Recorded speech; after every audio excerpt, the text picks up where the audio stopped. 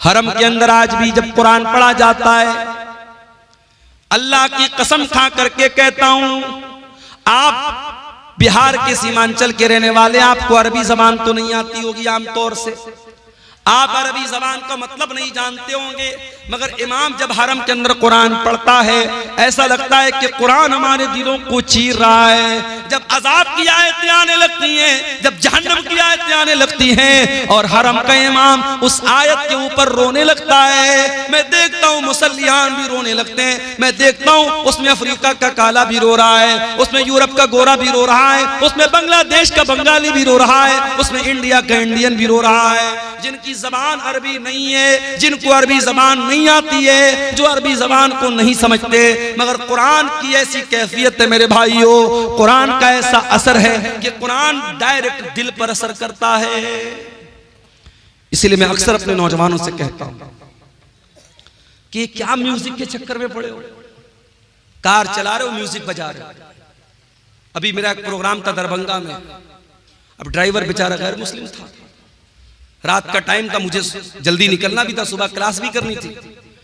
Driver ने कहा मौलाना साहब अगर इजाजत हो तो गाना बजा लो।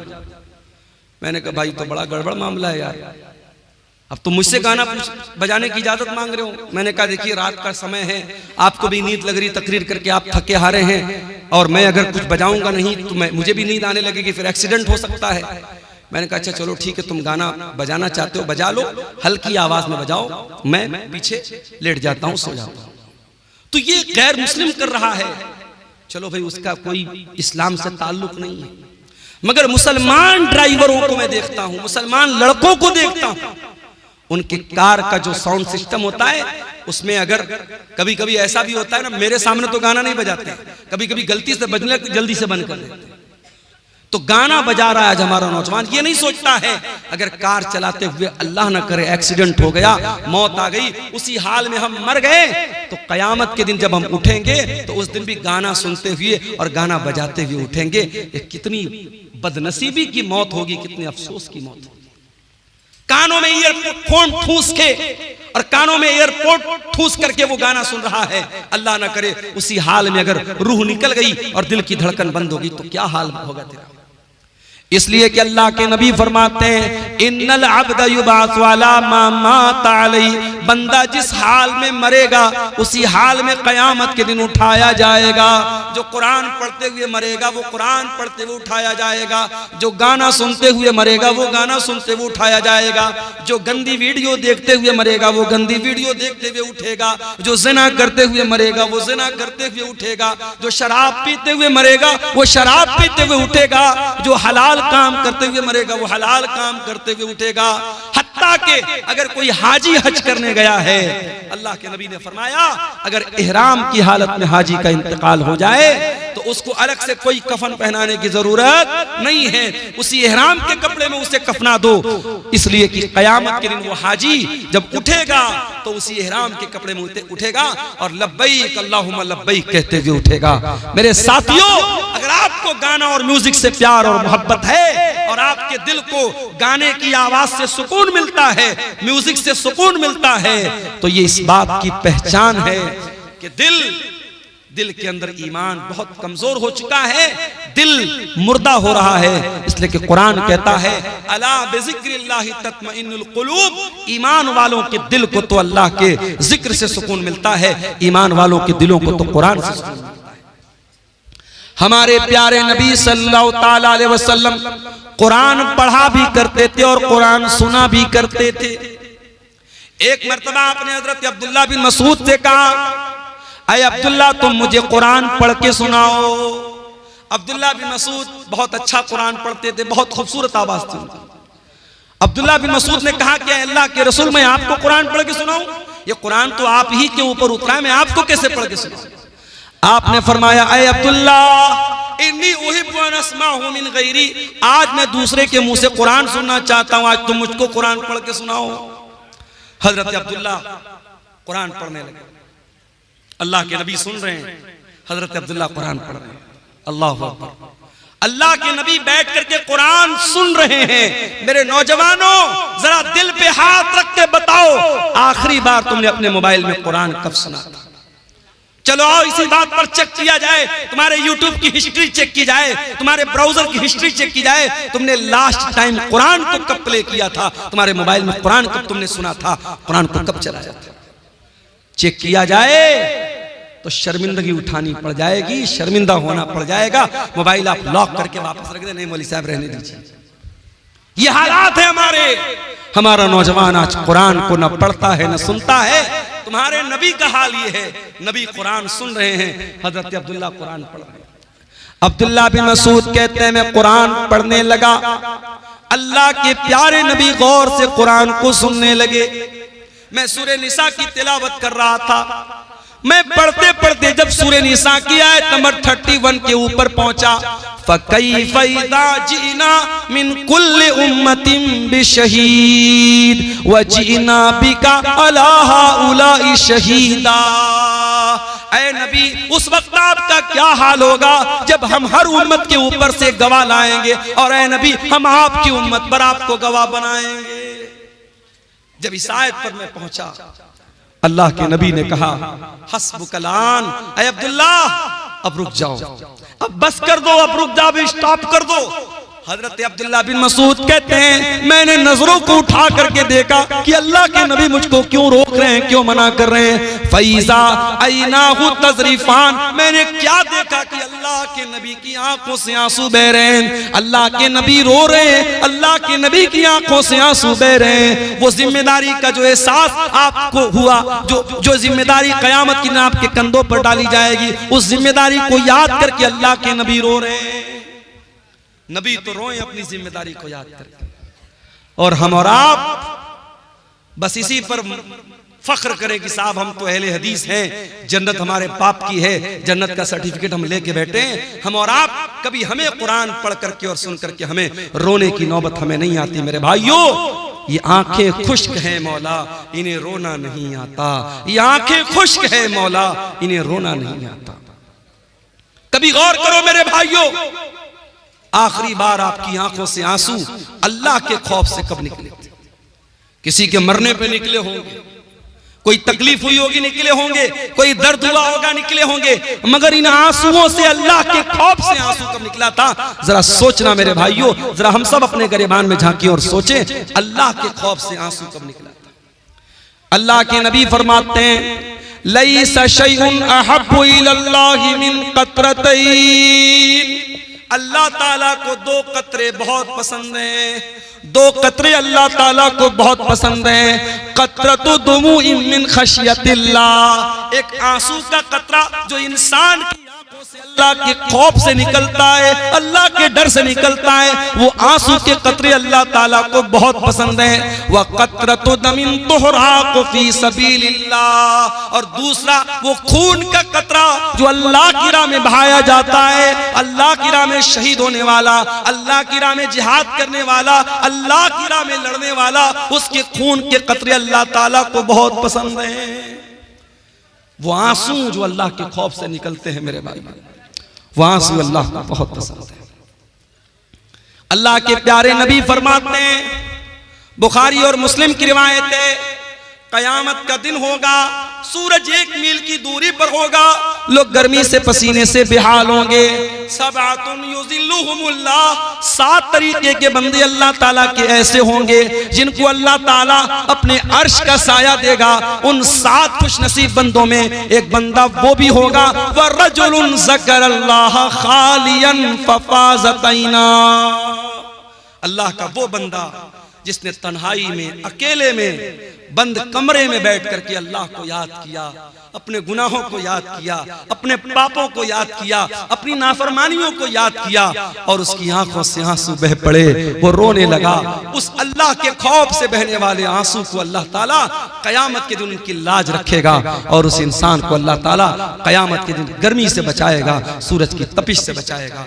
मेरे भाइयों, मैं फिर से उसी आयत को पढ़ता हूँ जो खुतबे मसनूआ के बाद मैंने पढ़ी थी। कुरान सवाल कर रहा है हमसे और आपसे, अलम यअनि लिल्लज़ीना आमनू अन तख्शा कुलूबुहुम लिज़िक्रिल्लाह, ऐ ईमान वालों, क्या अभी वो समय नहीं आया कि अल्लाह का कलाम सुन करके तुम्हारे दिल पिघल जाए? मेरे प्यारे नौजवान साथियों, तुमसे भी एक बात कहनी है, नौजवानी बड़ी खतरनाक उम्र होती है।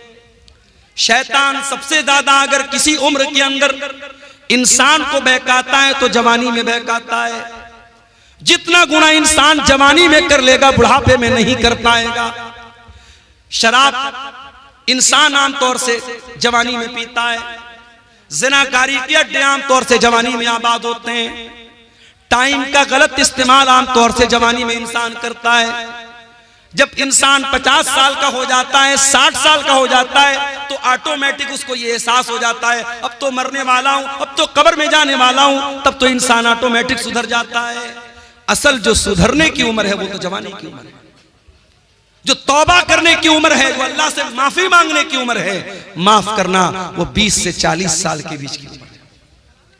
फारसी का एक शायर कहता है, दर जवानी तौबा करदन शेवए पैगंबरी, वक्त पीरी गुर्गे जालिम नीशवत परहेजगार। जवानी में तौबा करना नबियों का तरीका है। बुढ़ापे में तो भेड़िया भी शरीफ बन जाता है। जब पेट में आंत नहीं, मुंह में दांत नहीं, तब शरीफ बन गए तो कौन सा कमाल किया। मेरे प्यारे नौजवान साथियों, आज अपनी जवानी का गलत इस्तेमाल करने के पहले सोच लेना कि अल्लाह ताला क्या इसका हिसाब देना पड़ेगा। गुनाह की लज्जत तो आज मिल जाएगी, गुनाह का मजा तो मिल जाएगा, मगर इस गुनाह के बाद इसका जो असर तुम्हारी जिंदगी पर पड़ेगा, जो पछतावा तुम्हें होगा, उस पछतावे के बाद तुम्हारे सामने कोई रास्ता नहीं होगा। इसलिए कि मेरे नौजवान भाइयों, इस बात की कोई गारंटी नहीं है कि आज आप नौजवान हैं, कल आप बुढ़ापे तक जिंदा रहेंगे। क्या गारंटी? अपनी आंखों से मैंने देखा है, बिल्कुल जवान आदमी, हमारे यूपी के अंदर बनारस से 100 किलोमीटर दूर है इलाहाबाद। इलाहाबाद में बिल्कुल नौजवान यंग लड़का मुझे मिलता है, पेशे से डॉक्टर है। और मेरी आदत है, अगर तकरीर में कोई वेल क्वालिफाइड, वेल एजुकेटेड, पढ़ा लिखा अगर इंसान अगर मिलने आता है, मैं बड़ी तवज्जो से मिलता हूं, क्योंकि आज के इस दौर में पढ़े लिखे लोग और जो है समाज में जिनका एक मकाम और स्टेटस है, इस तरीके के लोग अगर प्रोग्राम में आ रहे हैं और उलमा से मिलने आ रहे हैं, ये बड़ी बात है। ऐसे लोगों का हमें वेलकम करना चाहिए, इस्तेकबाल करना चाहिए। नौजवान लड़का है 20-22 साल का, मिलने आता है, मौलाना आपकी तकरीर बहुत शौक से सुनता हूं, बड़ी मोहब्बत करता हूं। नंबर का आदान प्रदान होता है, बीच बीच में कभी कभी व्हाट्सएप भी करता है, फेसबुक भी चलाता था वो लड़का। फिर एक दिन उसके फेसबुक पर एक पोस्ट आई, मैं बहुत बीमार हूं, मेरे लिए दुआ कीजिएगा, मैं बहुत बीमार हूं।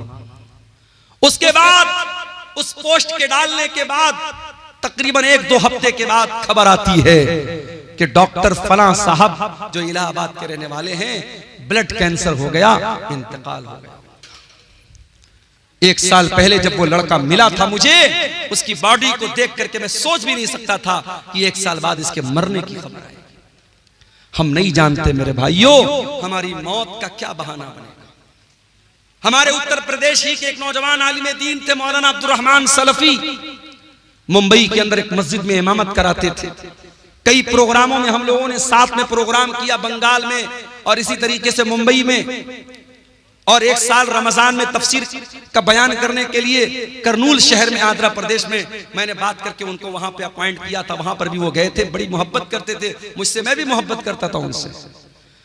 एक प्रोग्राम में मुंबई से पूना जाते हैं और पूना का प्रोग्राम करके चूंकि मस्जिद की इमामत, कहते दुनिया की सबसे टफ ड्यूटी होती है मस्जिद की इमामत। दुनिया की और ड्यूटी में 8 घंटा ड्यूटी करना है, 10 घंटा ड्यूटी करना है, 12 घंटा ड्यूटी करना है, मगर मस्जिद के इमाम को 24 घंटे ड्यूटी करना है। फजर की नमाज में सारा मोहल्ला ना आए, कोई मसला नहीं है, मौलवी साहब क्यों नहीं आए, मौलवी साहब क्यों नहीं आए। मौलवी साहब शादीशुदा हैं, बीवी के साथ रहते हैं, हो सकता है नापाक हुए हो, तबीयत ठीक ना रही हो, रात में नहाने का मौका ना मिला हो, पानी गर्म करने का मौका ना मिला हो, कोई भी वजह रही हो, नहीं साहब इमाम साहब की तनख्वाह काटी जाएगी, फजर की नमाज में क्यों नहीं आए। ये आज क्या हो रहा है? मैं समझ रहा हूं बारिश का मौसम है, धीरे धीरे यहाँ बारिश की बूंदें हमारे यूट्यूबर हजरात के मोबाइलों पर भी चू रही है। बहुत लंबा टाइम नहीं लूंगा आपसे, कुछ देर और सब्र कर लीजिए, कुरान और हदीस की बातें हैं, इंशाअल्लाह फायदा होगा। मेरे भाइयों, आज सबसे टफ ड्यूटी अगर किसी की है तो इमाम की ड्यूटी है।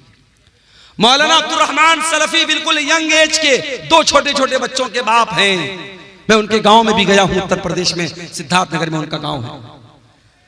पूना में प्रोग्राम हुआ, रात ही में उनको मुंबई वापस आना है क्योंकि फजर की नमाज भी उनको पढ़ाना है। वहां मुंबई और पूना के बीच में टैक्सी चलती है और बड़ी स्पीड में वो टैक्सी वाले चलाते हैं क्योंकि उनको रात में जल्दी जल्दी मुंबई से पूना, पूना से मुंबई करना रहता है, ज्यादा पैसा कमाना रहता है। ड्राइवर ने बेहिसाब गाड़ी चलाई, बड़ी स्पीड में गाड़ी चल रही थी, 100-150 की स्पीड में गाड़ी चल रही थी। एक जगह रास्ते में जो डिवाइडर होता है, उस डिवाइडर में ले जाके ड्राइवर ने पूरी स्पीड में गाड़ी ठोक दी। गाड़ी के अंदर 10 लोगों में से 7 लोग ऑन द स्पॉट इंतकाल कर गए। मौलाना अब्दुल रहमान सलफी, अल्लाह रहमत मगफरत फरमाए, ऑन द स्पॉट उनका इंतकाल हो गया, पूरा सर पिचक गया और बड़ी मजलूमाना तरीके से उनकी मौत हो गई। क्या वो पूना जाने के पहले उन्होंने सोचा था कि मेरे साथ ऐसा हो जाएगा?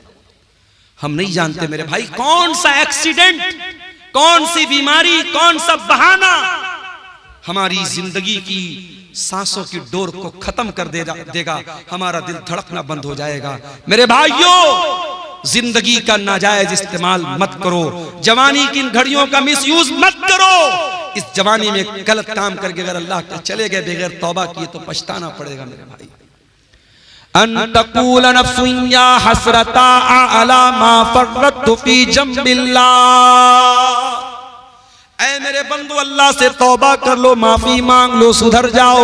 इसके पहले के कयामत के दिन तुमको कहना पड़े कि हाय हमारी बर्बादी, काश मैंने ये लापरवाही न की होती। व इन कुन्तु लमिन साखिरीन, काश मैंने अल्लाह के दीन का मजाक न उड़ाया होता, काश मैं भी दीन पर चलता, मैं अल्लाह के रास्ते पर चलता। मेरे भाइयों, कभी बर्फ बेचने वाले को आपने देखा होगा? बर्फ बेचने वाला जितना जल्दी पॉसिबल हो बर्फ बेच के निकल जाना चाहता है, क्योंकि जितनी तेजी से उसकी बर्फ पिघलेगी उसका पैसा बर्बाद हो जाएगा। एक आदमी मार्केट में बर्फ बेच रहा था, सुबह से दोपहर हो गई, थोड़ी सी उसकी बर्फ बिकी थी और बड़ी तेजी से दिन गुजर रहा है और बर्फ उसकी पिघलती चली जा रही है। एक आदमी ने देखा कि वो बर्फ बेचने वाला, जब दोपहर हो गई और बर्फ नहीं बिक रही है तो वो चिल्लाने लगा और कहने लगा कि ऐ लोगों, इसके पहले कि मेरा कैपिटल खत्म हो जाए, मेरी पूंजी खत्म हो जाए, मेरा सरमाया खत्म हो जाए, मेरी बर्फ को खरीद लो, मेरा बर्फ खरीद लो, इससे पहले कि मैं लुट जाऊं, मैं बर्बाद हो जाऊं। वो आदमी कहता है, उस बर्फ बेचने वाले को जब मैंने देखा तब मुझे कुरान की इस आयत का मतलब समझ में आया, वल अस्र इन्नल इंसान लफी खुस्र, कसम है जमाने की, बेशक इंसान बहुत बड़े घाटे में है। जो इंसान अपने टाइम की कदर न करे, अपने समय की कदर न करे, अपनी जवानी की कदर न करे, अपने टाइम का सही इस्तेमाल न करे, उससे बड़ा खसारे में और उससे बड़ा नुकसान उठाने वाला मेरे भाइयों कोई नहीं है। आज हमारे नौजवान साथियों को इस पर भी गौर करने की जरूरत है कि आप अपनी जवानी को कहां गुजार।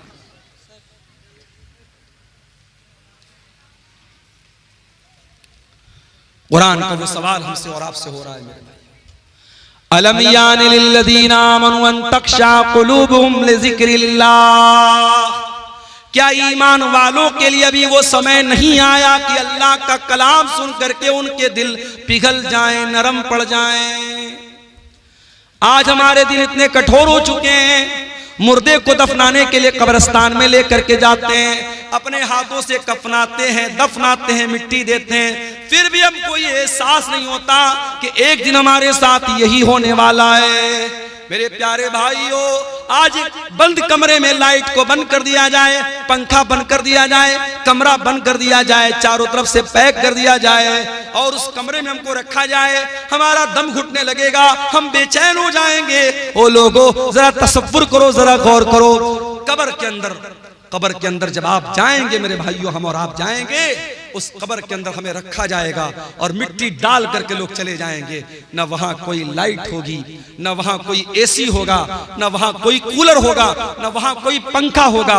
वहां अगर एसी और कूलर और रोशनी मिलेगी हमारे ईमान की बदौलत मिलेगी, हमारी नेकियों की बदौलत मिलेगी। मेरे भाइयों, दुनिया में एसी बहुत लगवाया आपने, दुनिया में पंखा बहुत लगवाया आपने, दुनिया में लाइटिंग बहुत लगवाई आपने, कब्र में वो लाइटिंग कैसे मिलेगी? जरा इस पर भी गौर करो मेरे प्यारे साथियों। आज दिल की कठोरता का ये हाल है, दिल की सख्ती का ये हाल है कि कब्रिस्तान में मुर्दे को दफनाने के टाइम भी हमारी आंखों से ना आंसू बहता है, ना हमारे दिल पर कोई असर पड़ता है। अल्लाह के प्यारे नबी एक अंसारी सहाबी के जनाजे में जाते हैं, जनाजे को कब्र में उतारा जा रहा है, लाश को कब्र में उतारा जा रहा है और अल्लाह के प्यारे नबी कब्र की एक साइड में बैठे हुए हैं और आपके आसपास सहाबा भी बैठे हुए हैं। अचानक अल्लाह के नबी ने कब्र की तरफ देखा और कब्र में होने वाला जो अजाब है, कब्र में होने वाले जो हालात हैं, उनके बारे में सोच करके अल्लाह के नबी रोने लगे। इतना रोए, इतना रोए, हदीस के अल्फाज हत्ता बल्ल सरा, आपके आंसुओं से उस जगह की जमीन भीग गई, वहां की मिट्टी भीग गई और आपने उस कब्र की तरफ इशारा करके फरमाया, लिमिस्लि हाज़ा फ़अइदू या इख़वानी, ऐ मेरे सहाबा इस कब्र की तैयारी करो, यहाँ तुमको जाना है, इस कब्र में तुमको जाना है, यहाँ तुमको हिसाब देना है, तैयारी करना है तो इस कब्र की तैयारी करो। मेरे प्यारे साथियों, आज हालात ये हैं, मैं आपके कटिहार का हाल नहीं जानता, मैं आपके पूर्णिया अररिया का हाल नहीं जानता, मगर बनारस के कब्रिस्तानों में मैंने देखा कि बहुत सारे नौजवान कब्रिस्तान पे बैठकर जुआ खेलते हैं, बहुत सारे नौजवान कब्रिस्तान पे बैठ के शराब पीते हैं, बहुत सारे नौजवान मोबाइल पर गंदी वीडियो देखते हैं। यानी जहां हमारे मुर्दे दफन हैं, जहां अपने अपने अमल के हिसाब से कब्र में उनके साथ मामला हो रहा है, उस कब्रिस्तान में बैठ करके भी आज इंसान अल्लाह को याद नहीं करता है, मौत को याद नहीं करता है। अलम यानि लिल्लज़ीना आमनू अन तख्शा कुलूबुहुम लिज़िक्रिल्लाह, ऐ ईमान वालों, क्या अभी वो समय नहीं आया कि अल्लाह का कलाम सुन करके तुम्हारे दिल पिघल जाए? उस्मान गनी को देखो मेरे प्यारे साथियों, क्या हुआ? थोड़ा धीरे धीरे बात करें। उस्मान गनी कौन है? नबी के दामाद हैं, नबी के दोहरे दामाद हैं, नबी की दो बेटियां इनके निकाह में आई हैं। उस्मान गनी वो उस्मान है, हर मौके पर अल्लाह के दीन के लिए, मस्जिद के लिए, नबी के मदरसे के लिए, नबी के सहाबा को पानी पिलाने के लिए, इस्लाम की राह में लुटाने के लिए उस्मान गनी अपनी दौलत का मुंह खोल देते हैं। उस्मान गनी ने कभी अपने कदम को पीछे नहीं रखा। वो उस्मान गनी जिनका नाम लेकर के नबी ने कहा था, मा ज़र्रा उस्मान मा अमिल बादल यौम क़त्तो, उस्मान ने इतना अल्लाह की राह में दे दिया है, उस्मान का कोई गुनाह भी उसका कुछ बिगाड़ नहीं सकता है। वो उस्मान गनी जब कब्रिस्तान से गुजरते थे, ज़ारो कतार रोने लगते थे। किसी ने पूछा क्या है उस्मान, क्या बात है? जन्नत की बात आती है तो आप नहीं रोते हैं, जहन्नम की बात आती है तो आप नहीं रोते हैं, कब्रिस्तान को देख करके क्यों रोने लगते हैं? उस्मान गनी कहते हैं, ओ लोगों, मैंने अपने प्यारे नबी को ये फरमाते हुए सुना है, इन्नल कब्र अव्वलु मंजिल मिन मनाजिलिल आखिरह, ये कब्र आखिरत की पहली सीढ़ी है, कब्र आखिरत की पहली मंजिल है। जिसने इस मंजिल को पार कर लिया उसके लिए आगे की मंजिल आसान है। ऐ लोगों, जब मैं कब्र को देखता हूं मुझे अपनी आखिरत याद आ जाती है और मैं अपने आंसुओं पर कंट्रोल नहीं कर पाता। आज हमें और आपको क्या कब्रिस्तान पे जाके मौत याद आती है? नहीं याद आती। आज तो कब्रिस्तान और कब्र पर भी आज मेला लगता है। आपको यकीन ना आए, मुंबई की हाजी अली की दरगाह पे जाके आप देख लें, यकीन ना आए लखनऊ की देवा की दरगाह पे आप जाके देख लें, यकीन ना आए अंबेडकर नगर बसखारी में कछौचा की दरगाह पे आप जाके देख लें, यकीन ना आए अजमेर में ख्वाजा मोइनुद्दीन चिश्ती अजमेरी की दरगाह पे जाके देख लें। वहां आपको लड़कियां भी नजर आएंगी, लड़के भी नजर आएंगे, शिर्क भी हो रहा है, नजरों का गुनाह भी हो रहा है, बदचलनी और बेहयाई भी हो रही है। आज कब्र पे जाके मौत किसको याद आती है? मेरे प्यारे साथियों, कुरान का सवाल बरकरार है, अलम यानि लिल्लज़ीना आमनू अन तख्शा कुलूबुहुम लिज़िक्रिल्लाह, ऐ ईमान वालों, क्या अभी वो समय नहीं आया कि अल्लाह का कलाम सुन करके तुम्हारे दिल पिघल जाए? आज हमारी रातें गुनाहों में गुजरती हैं। हमारे नबी रातों को रोया करते थे, तहज्जुद की नमाज में आप रोते थे और एक दिन आप तहज्जुद की नमाज के लिए उठते हैं और फजर की अजान तक आप रोते रहते हैं। और जब हजरत बिलाल आकर के पूछते हैं ऐ अल्लाह के नबी आप इतना क्यों रोते हैं, तो अल्लाह के नबी कहते हैं कि ऐ बिलाल, आज की रात मेरे ऊपर कुरान की ऐसी आयत उतरी है कि इस आयत पर जो गौर करे और जो इस आयत को पढ़े और गौर न करे उसके लिए बर्बादी है। कौन सी आयत थी? सूरह आल इमरान की आयत थी, इन्न फी खल्क़िस समावाति वल अर्दि वख्तिलाफिल लैलि वन नहारी लआयातिल लिउलिल अलबाब। बेशक उन लोगों जमीन व आसमान की तख्लीक के अंदर और रात और दिन के आने जाने के अंदर गौर करने वालों के लिए, अक्लमंद लोगों के लिए निशानियां हैं। इन तमाम कायनात के अंदर जो गौर करता है वो अक्लमंद है, और उस अक्लमंद इंसान की पहचान क्या है? वो अल्लाह को याद करता है। वो उठते बैठते लेटते जागते अल्लाह को याद करता है। बारिश तेज हो रही है मेरे ख्याल से। ये एक साहब ने कुछ सवालात किए हैं, इनको देख लेते हैं। औलाद को जायदाद से महरूम करना कैसा है? गुनाह है, बहुत बड़ा गुनाह है। औलाद जितनी भी नाफरमान हो, औलाद को, माँ बाप को यह अधिकार नहीं है कि उसको जायदाद से आग कर दे, महरूम कर दे। मेरे भाइयों, खुतबे मसनूना के बाद कुरान हकीम के 26वें पारे की, माफ कीजिएगा 27वें पारे की सूरतुल हदीद की आयत नंबर 16 मैंने आपके सामने तिलावत की। इस आयत में अल्लाह ताला ने ईमान वालों से क्वेश्चन किया है, एक प्रश्न किया है, एक सवाल किया है। और गौर कीजिएगा, ये आयत 1400 साल पहले नबी की जिंदगी में सहाबे किराम की मौजूदगी में ये आयत उतरी है। जाहिर है कि सहाबे किराम हमारी और आपकी तरह नहीं थे, बड़े मजबूत ईमान वाले लोग थे और इस्लाम के लिए बड़ी कुर्बानी देने वाले लोग थे। अब कुरान की इस आयत में अल्लाह ताला ने जो सवाल किया है, अगर वो सवाल सहाबा से किया जा रहा है जो कि बड़े पक्के ईमान वाले थे, तो हमें और आपको तो और ज्यादा अपने गरेबानों में झांकने की जरूरत है। और इस आयत में अल्लाह ताला ने जो सवाल किया है, उस सवाल के ऊपर हम सबको गौर करने की जरूरत है। आइए पहले हम इस आयत का तर्जमा देखते हैं, इस आयत का मतलब देखते हैं, फिर बात को आगे बढ़ाते हैं। कुरान का 27वां पारा सूरतुल हदीद आयत नंबर 16, आयत नंबर 16। अलम यानि लिल्लज़ीना आमनू अन तख्शा कुलूबुहुम लिज़िक्रिल्लाह। क्या अभी ईमान वालों के लिए वो समय नहीं आया, वो टाइम नहीं आया, वो वक्त नहीं आया? अन तख्शा कुलूबुहुम लिज़िक्रिल्लाह, जब उनके दिल अल्लाह ताला के जिक्र से नरम पड़ जाएं, पिघल जाएं, कांपने लगें। अलम यानि लिल्लज़ीना आमनू अन तख्शा कुलूबुहुम लिज़िक्रिल्लाह। ऐ ईमान वालो, क्या अभी वो समय नहीं आया, वो टाइम नहीं आया, क्या अभी वो वक्त नहीं आया जब तुम्हारे दिल अल्लाह ताला के कलाम को सुनकर के पिघल जाएं, नरम पड़ जाएं? गौर कीजिए, कुरान की आयत सहाबा से सवाल कर रही है। ऐ मेरे नबी के सहाबा, तुम बताओ, कुरान उतर रहा है, नबी के ऊपर कुरान की आयतें उतर रही हैं, क्या अभी वो समय नहीं आया, वो टाइम नहीं आया, वो वक्त नहीं आया जब अल्लाह का कलाम सुन करके तुम्हारे दिल पिघल जाएं?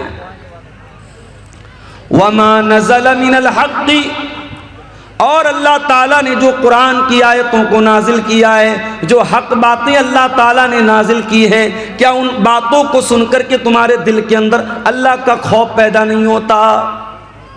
वला यकूनू कल्लज़ीना ऊतुल किताब। ऐ मुसलमानों, तुम यहूदियों की तरह ना हो जाना, तुम ईसाइयों की तरह ना हो जाना।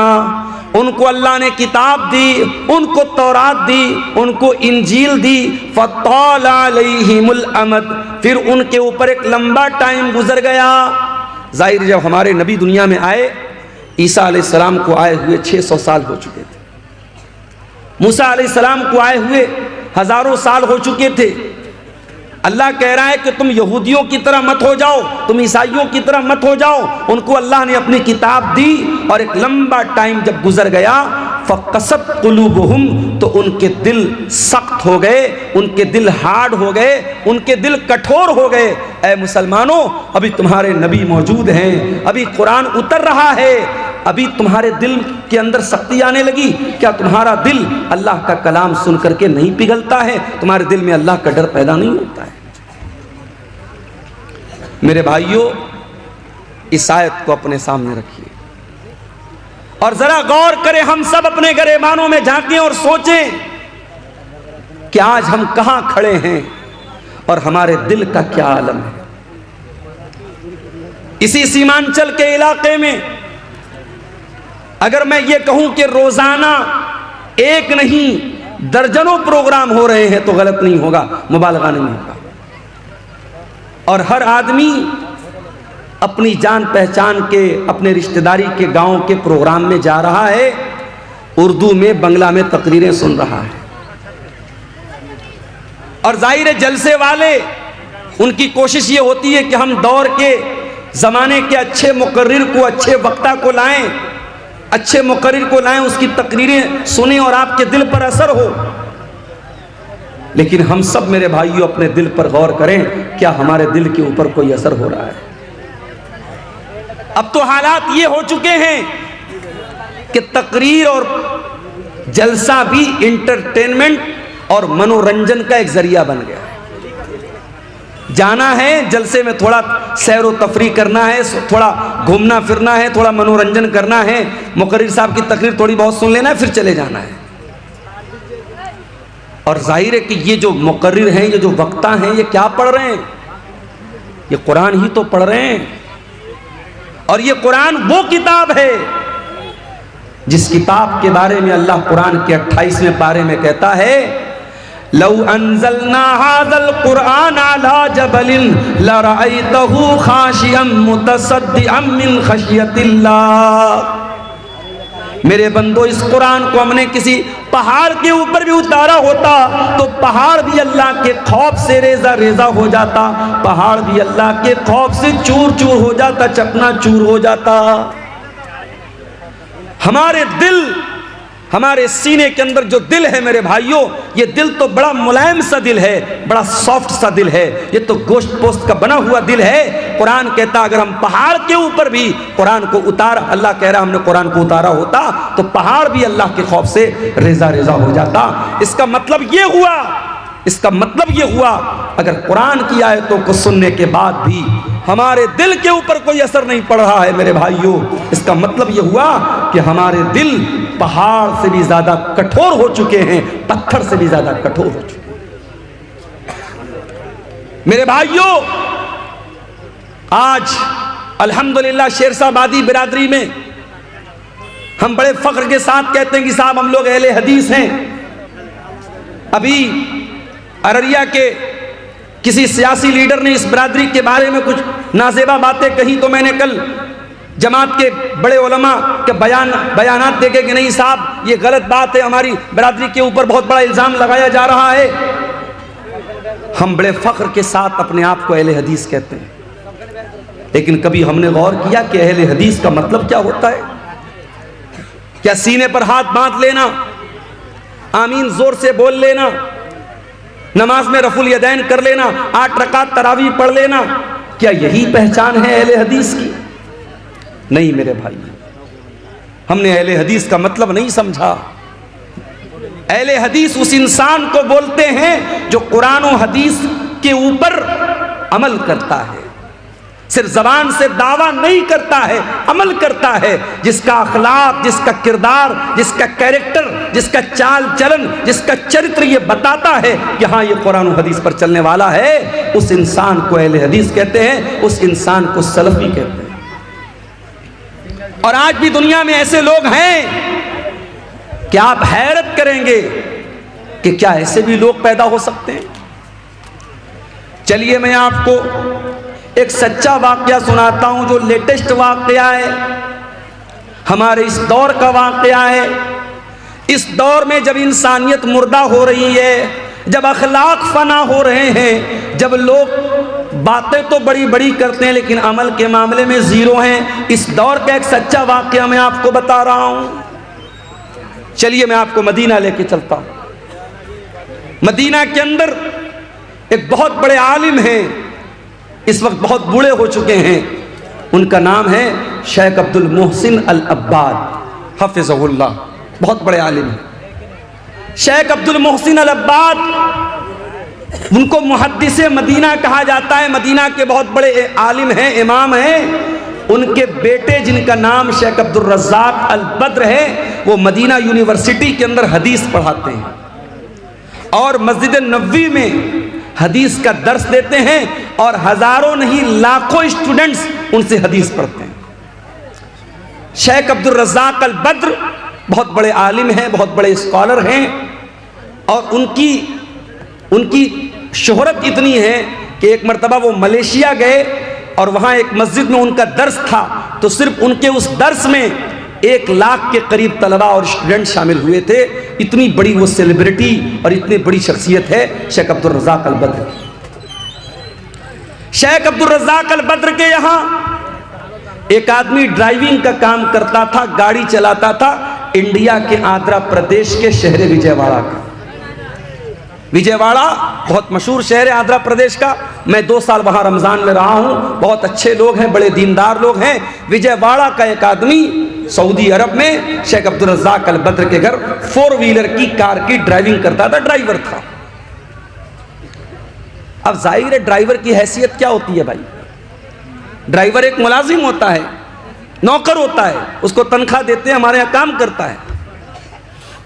वो ड्राइवर बीमार पड़ गया, 20 साल तक उसने सर्विस की, फिर बीमार रहने लगा। उसने शेख से माजरत की कि अब मेरी तबीयत खराब रहती है, वो इंडिया वापस चला आया। आज के दौर में एक ड्राइवर गया, दूसरा ड्राइवर चला आया, कौन पूछने जाता है?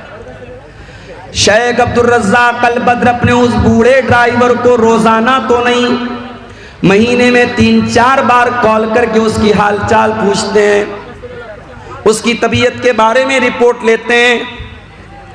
फिर ऐसा मालूम होता है, ऐसा पता चलता है कि वो ड्राइवर ब्रेन हैमरेज का शिकार हो जाता है, उसको ब्रेन हैमरेज हो जाता है, वो कोमा में चला जाता है, हॉस्पिटल के आईसीयू के अंदर वो एडमिट हो जाता है।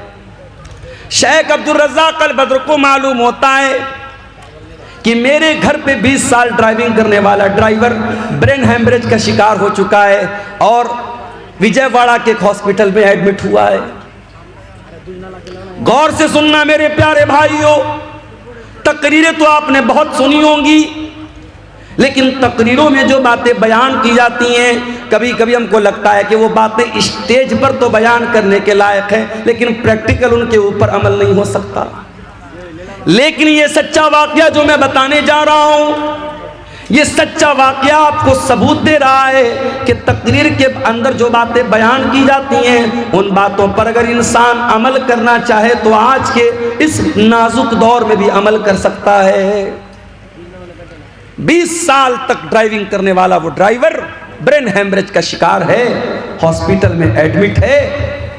शेख अब्दुल रज़्ज़ाक़ अल बद्र उसके बेटे से कांटेक्ट में है, बेटे से बातचीत होती है।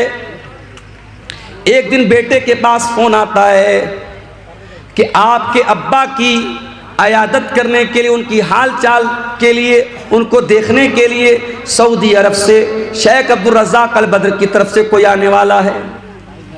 बेटा सोचता है इतनी बड़ी हस्ती हैं, पैसे वाले भी हैं और बहुत बड़े आलिम भी हैं, हो सकता है अपने किसी नौकर चाकर को भेज दे मेरे अब्बा की हाल चाल लेने के लिए।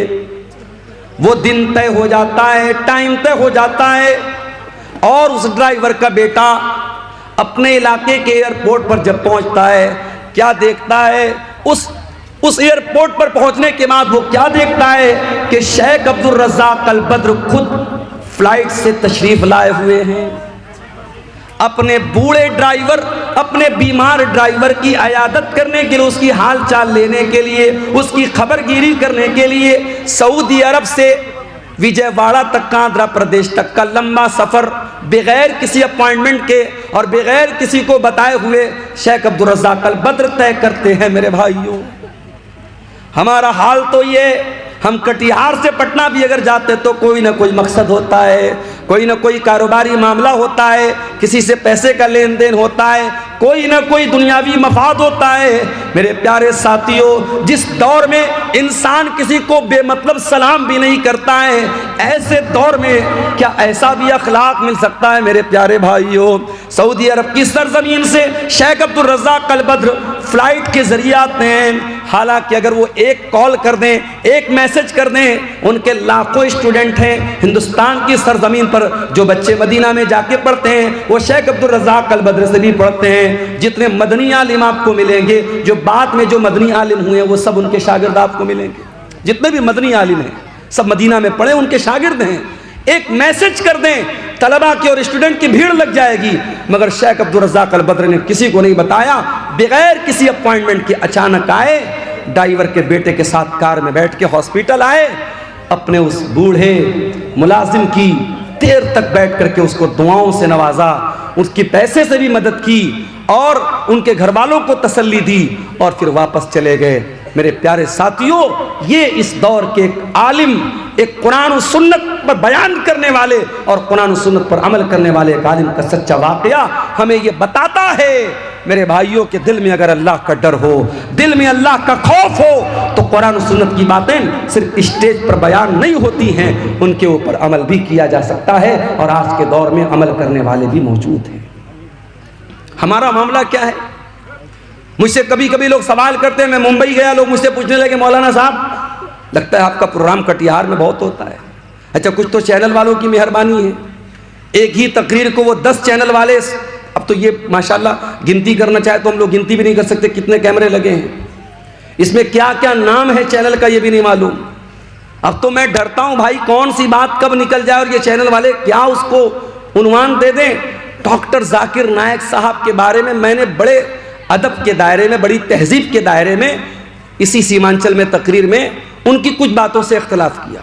अब चैनल वाला क्या थंबनेल डाल रहा है, डॉक्टर जाकिर नायक हनफी हो गया, डॉक्टर जाकिर नायक अहले हदीस नहीं, उससे बचो। अब लोग मुझसे सवाल कर रहे हैं कि आपने डॉक्टर जाकिर नायक के खिलाफ क्या बोला है, क्या बोला है। मैंने कहा भैया जाके चैनल वालों से पूछो। तो हालात तो ये है, मैं बयान कुछ करता हूं, उस पर रिपोर्ट कुछ लगा देते हैं। तो लोग मुझसे सवाल करते हैं मुंबई वगैरह में कि मौलाना लगता है आपका प्रोग्राम उधर जो है कटिहार साइड में, सीमांचल साइड में बहुत होता है।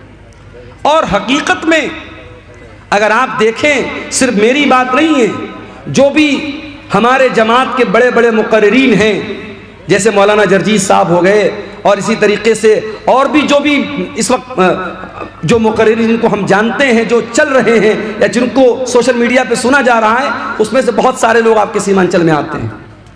सीमांचल में जलसे इतने हो रहे हैं, तकरीरें इतनी सुनी जा रही हैं, मगर असर क्यों नहीं हो रहा है? क्या बेपर्दगी में कोई कमी आ रही है?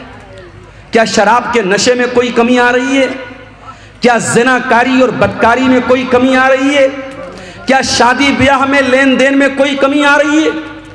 इसी बिहार की सरजमीन पर चंपारण के एक हमारे दोस्त हैं, साथी हैं, हमारे साथ पढ़ाने वाले टीचर हैं, उनकी बेटी के रिश्ते की बात आई। लड़का मामूली सा कोई काम करता है, मेहनत मजदूरी का काम करता है, 5 लाख रुपए की डिमांड की उसने। वो टीचर हमारे साथ पढ़ाते, कहने लगे मौलाना ये हालात हैं हमारी जमात के लोगों के। अहले हदीस लड़का है, घर वाले बड़े पक्के अहले हदीस हैं, 5 लाख रुपए की डिमांड हुई है कि लड़की की शादी करना है तो 5 लाख रुपया लेके आओ। मेरे भाइयों, दावा करना बंद कर दो अहले हदीसियत का। तुम्हारे शादी ब्याह में अगर तुम कुरान और सुन्नत को फॉलो नहीं करते हो, लेन देन में अगर कुरान और हदीस को फॉलो नहीं करते हो, चाल चलन में कुरान और हदीस पर नहीं चलते हो, तो सिर्फ सीने पर हाथ बांध कर और रफुल यदैन करके अपने आप को अहले हदीस कहना बंद कर दो अहले हदीसों को बदनाम करना। हमारे दिल कठोर हो चुके हैं मेरे भाई, इतनी तकरीरें सुन रहे हैं मगर कोई असर नहीं पड़ रहा है। क्यों? कुरान का वो सवाल हमसे और आपसे भी हो रहा है, अलम यानि लिल्लज़ीना आमनू, ऐ ईमान वालों वो समय कब आएगा, वो टाइम कब आएगा, वो वक्त कब आएगा, अन तख्शा कुलूबुहुम लिज़िक्रिल्लाह,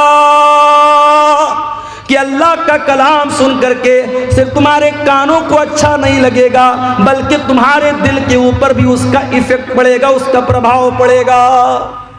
हमारा हाल तो ये हो गया है, एक कान से सुनना है दूसरे कान से उड़ा देना, कान तक ताल्लुक है बस, दिल से कोई कनेक्शन नहीं है। हमारे नौजवानों को देख लो, हमारी बहनों को देख लो, नौजवान लड़कियों को देख लो, सारी मेहनत किस पर हो रही है? शरीर पर हो रही है, चेहरे पर हो रही है। लड़कों को देखो जिम जा रहे हैं, चिकन खा रहे हैं, मटन खा रहे हैं, क्यों साहब बॉडी बन जाए। लड़कियों को देखो आधा आधा घंटा आईने के सामने खड़ी हैं, क्या कर रही है? मेकअप कर रही है।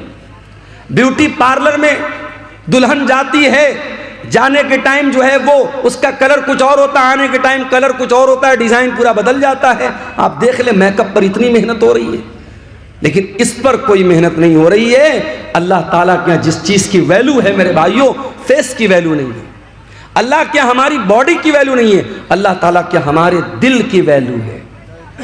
इब्राहीम अलैहिस्सलाम दुआ करते हैं, वला तुखज़िनी यौम युबअतून, ऐ अल्लाह तो मुझे कयामत के दिन जलील मत करना, ऐ अल्लाह तो मुझे कयामत के दिन रुसवा मत करना।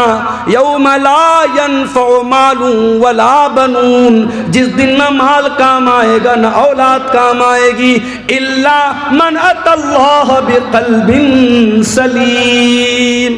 कयामत के दिन तो वही कामयाब होगा अल्लाह जो साफ सुथरा दिल लेकर के आएगा। तुम्हारे चेहरे कितने साफ सुथरे हैं, तुम्हारे बालों में कितनी खूबसूरती है, तुम्हारा शरीर कितना खूबसूरत है, अल्लाह ताला के ये मैटर नहीं करता है। हाँ, अल्लाह क्या ये मैटर करता है कि आपका दिल कितना साफ सुथरा है। कहीं ऐसा तो नहीं कि चेहरा तो बहुत अच्छा है, बॉडी तो बहुत मजबूत है, मगर दिल के अंदर गंदगी भरी है, दिल के अंदर लालच भरा है, दिल के अंदर खुदगर्जी भरी है, दिल के अंदर माल की मोहब्बत भरी है, दिल के अंदर दुनिया की मोहब्बत भरी है, दिल के अंदर शरारत भरी है। दिल साफ नहीं होगा मेरे भाइयों, हम अल्लाह के यहाँ कामयाब नहीं हो सकते। दिल पर मेहनत करो, दिल पर मेहनत करो। इसीलिए अल्लाह कुरान के पहले पारे में कहता है, यहूदियों का जिक्र करते हुए, जब यहूदियों ने अल्लाह ताला की बहुत नाफरमानी की, बहुत गुनाह किया, अल्लाह ने फरमाया तुम्मा क़सत क़ुलूबुकुम मिन बादि ज़ालिका फ़हिय कल हिजारति औ अशद्दु क़स्वा। ऐ यहूदियों, तुम्हारे दिल पत्थरों से ज्यादा कठोर हो चुके हैं, पत्थरों से ज्यादा सख्त हो चुके हैं। व इन्न मिनल हिजारति लमा यतफज्जरु मिनहुल अन्हार। अरे पत्थर भी कुछ ऐसे होते हैं कि पत्थर के अंदर से नहरें बहती हैं। व इन्न मिनहा लमा यशक्ककु फयखरुजु मिनहुल मा। पत्थर तो कुछ ऐसे भी होते हैं कि पत्थर पर जब बार बार पानी की बूंदें पड़ती हैं तो पत्थर में सुराख हो जाता है और पत्थर से पानी रिस रिस करके बहने लगता है। ऐ यहूदियों, ऐ अहले किताब, तुमने इतना अल्लाह को नाराज किया है, इतने गलत काम किए हैं, इतने अल्लाह को नाराज करने वाले काम किए हैं कि तुम्हारे दिल तो पत्थरों से ज्यादा सख्त हो गए। कुरान ने तो यहूदियों के बारे में कहा था। माफ करना मेरे भाइयों, हमें और आपको इस आयत को अपने ऊपर भी आज अप्लाई करने की जरूरत है। कहीं ऐसा तो नहीं कि हमारे दिल भी पत्थरों से ज्यादा कठोर हो गए। वही कुरान, जो कुरान डाकू सुनता था तो सुधर जाता था, तौबा कर लेता था। एक डाकू था जिसका नाम था फुज़ैल इब्न अयाज़। उसका काम था डाका डालना, लोगों के मकान में जाके चोरी करना, लोगों का माल हड़प लेना, लोगों का पैसा चोरी कर लेना। एक दिन रात का वक्त था, एक मकान की छत पे जाके कूदता है। रात का सन्नाटा है। फुज़ैल इब्न अयाज़ डाका डालने के लिए, चोरी करने के लिए गया है। एक मकान की छत में कूदता है। दूर से कोई अल्लाह का बंदा अपने घर में बैठ के कुरान की तिलावत कर रहा है। उसकी तिलावत की आवाज़ फुज़ैल इब्न अयाज़ के कानों में पड़ती है और इत्तेफाक से वो इंसान कुरान की यही आयत पढ़ रहा है, अलम यअनि लिल्लज़ीना आमनू अन तख्शा कुलूबुहुम लिज़िक्रिल्लाह। ऐ ईमान वालो, क्या अभी वो समय नहीं आया कि अल्लाह का कुरान सुन करके तुम्हारे दिल पिघल जाए, तुम्हारे दिल नरम पड़ जाए।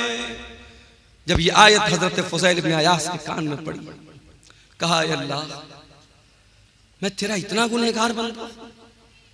कोई रात में बैठ के कुरान की तिलावत कर रहा है, कोई कुरान पढ़ रहा है और मैं बैठ के लोगों का माल चोरी कर रहा हूं, मैं डाका डाल रहा हूं।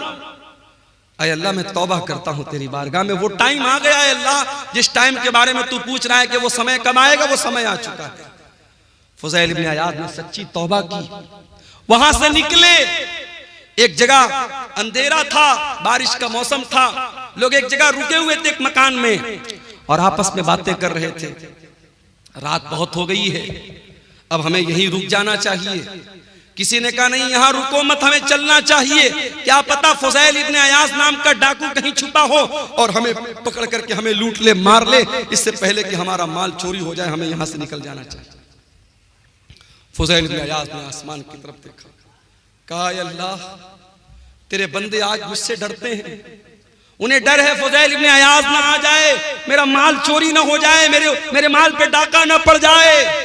अय अल्लाह, आज तेरा बंदा तुझसे सच्ची तौबा करता है और तुझसे वादा करता है जब तक जिंदा रहेगा तेरे घर को नहीं छोड़ेगा, अपनी सारी जिंदगी तेरे घर के लिए कुर्बान कर देगा, तेरी मस्जिद के लिए कुर्बान कर देगा। फुज़ैल इब्न अयाज़ तौबा करते हैं और वहां से वो मक्का आते हैं और सारी जिंदगी अपने आप को खाने काबा के साथ जोड़ लेते हैं और इतने बड़े आलिम बन जाते हैं, इतने बड़े इमाम बन जाते हैं कि उनको अपने दौर का सबसे बड़ा आलिम माना जाता है और सबसे बड़े बड़े जाहिद और आबिद लोगों में उनका शुमार होता है। कुरान तो वही है मेरे भाई, कुरान वही है, कुरान की आयतें वही है। एक डाकू ने सुना और तौबा कर ली और हम और आप उस कुरान को सुनते हैं और हमारे दिल पर कोई असर क्यों नहीं होता? कुरान जवाब दे रहा है, सुम्मा क़सत क़ुलूबुकुम मिन बादि ज़ालिका, तुम्हारे दिल पत्थरों से भी ज्यादा कठोर हो चुके। इत्तेफाक से रमजान के लास्ट में उम्रा करने का मौका मिला अल्लाह के फजल करम से, उसकी तौफीक से। अब उम्रा करने भी जो लोग जाते हैं, अल्लाह माफ करे, अल्लाह रहम करे, उम्रा की बरकत भी धीरे धीरे खत्म हो रही है। वहां भी साहब तवाफ हो रहा है, साथ में सेल्फी ली जा रही है। अब बॉलीवुड की बड़ी बड़ी हीरोइनें साहब सारी जिंदगी वो नंगापन करती रही, नाचती रही, गाती रही। अब वो अपने गुनाहों को धोने के लिए क्या कर रही, उम्रा करने जा रही है। उम्रा करने गई, अब वहां क्या है साहब, फोटो शूट हो रहा है। मदीना के अंदर पहुंची तो जो बड़ी बड़ी छतरी लगी है मस्जिद नबवी के अंदर, उसके नीचे, मैं एक बॉलीवुड की हीरोइन है, नाम नहीं लूंगा वरना चैनल वाले भी फटफट से थंबनेल डाल देंगे, वो बेचारी जाके वहां फोटो शूट कर रही है और आकर के फिर अपना फिल्में बनाने लगी। फिर वो सारे काम जो फिल्मी दुनिया के हो रहे थे वो होने लगे। अब धीरे धीरे उम्रा और हज की रूहानियत भी मेरे भाइयों खत्म हो रही है। पहले वो दौर था, लोग जब उम्रा करने जाते थे, हज करने जाते थे, जब वापस लौटते थे तो दिल की दुनिया बदल जाती थी, दिल की दुनिया बदल जाती थी, एक चेंजिंग आ जाती थी, एक परिवर्तन आ जाता था। आज कोई परिवर्तन नहीं आ रहा है। आज पैसा वाला है, चलो भाई चलो, जैसे लोग पिकनिक मनाने जाते हैं, कोई मुंबई जाता है, कोई कोलकाता जाता है, कोई दिल्ली जाता है, चलो हम उम्रा करके चले आए। अब उम्रा को भी लोगों ने पिकनिक बना दिया है। सच्चे दिल से कोई उम्रा करे, अगर कोई अपने हलाल कमाई से और सच्चे दिल से कोई हज और उम्रा करे, अल्लाह के नबी ने फरमाया कि लगातार हज और उम्रा करने से इंसान के गुनाह मिट जाते हैं और इंसान की गुर्बत और फक्र फाका खत्म होता है, इंसान के माल में बरकत होती है। मगर अफसोस, हमारे दिल इतने कठोर हो चुके हैं कि आज हम और आप उम्रा करने और हज करने जा रहे हैं तो वहां भी हम दुनियादारी कर रहे हैं। मेरे प्यारे साथियों, ये दिल के कठोर होने की